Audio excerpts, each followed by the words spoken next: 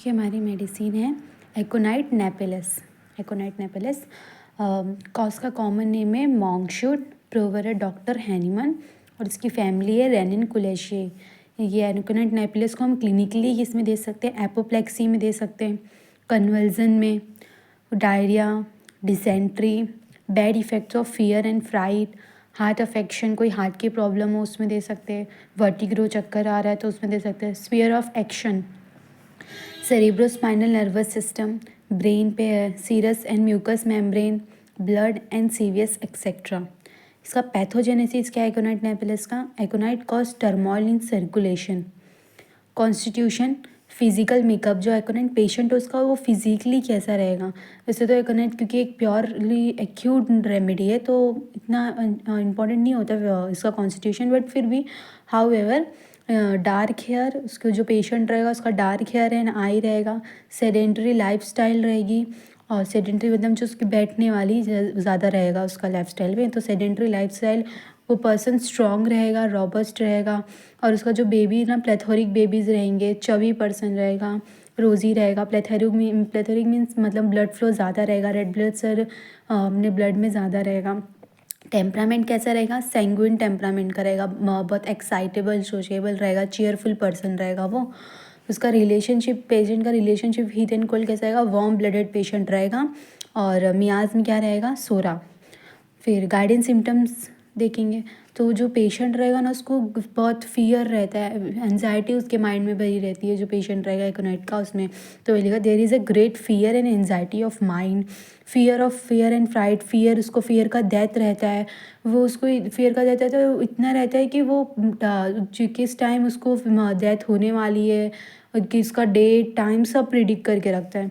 Fear and fright, fear of death, patient predict the date and even the time of the date. Trials of restlessness, patient बहुत mindly physically बहुत restless होता है। और ये जैसे हर remedy का कोई ना कोई की नोट होता है, इस रेमेडी का क्या की नोट है कि tension is the key note, tension इसमें इसका की नोट होता है। अनक्वेंचेबल थ्रस्ट होती है उसको, large quantity for cold water का उसको थ्रस्ट होता है लार्ज क्वांटिटी में।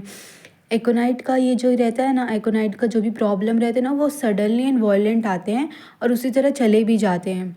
तो aconite is like a great storm, it comes suddenly and violent, sweeps over and pass away in the same manner.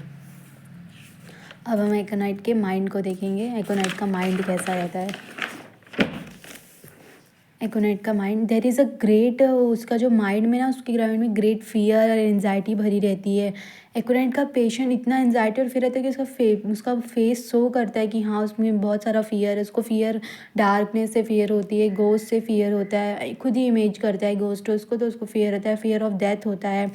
और यहाँ पे मतलब अपने होम्योपैथी में बहुत सारी ऐसी रेमेडी है जो कि फियर के लिए, फियर ऑफ डेथ के लिए, बट इसका पिक्युलरिटी क्या है कि एकोनाइट में जो पेशेंट रहते हैं ना वो predict the date and even the hours of the date.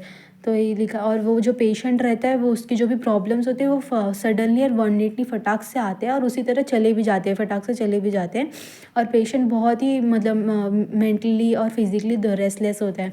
तो वो यही है कि there is a great fear and anxiety of mind. Face of aconite patient express the fear, Aconite patient has a fear of death, fear of darkness, fear of ghosts, etc. There are numerous remedy having fear of that, but the peculiarity of aconite is calvarious, that is patient predict the date and even the hours of the death. The patient seems to have been threatened with sudden violent death, but recovery is also quick, very quick, like a great storm. The patient is very much restless mentally as well as physically. और इसकी general modalities क्या? Aggravation कभी होगा उसको evening में होगा, specially at the night में होगा।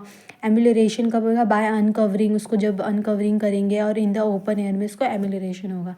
दैट्स इट, ये हमारी थी aconite napellus. Subscribe my channel for more videos.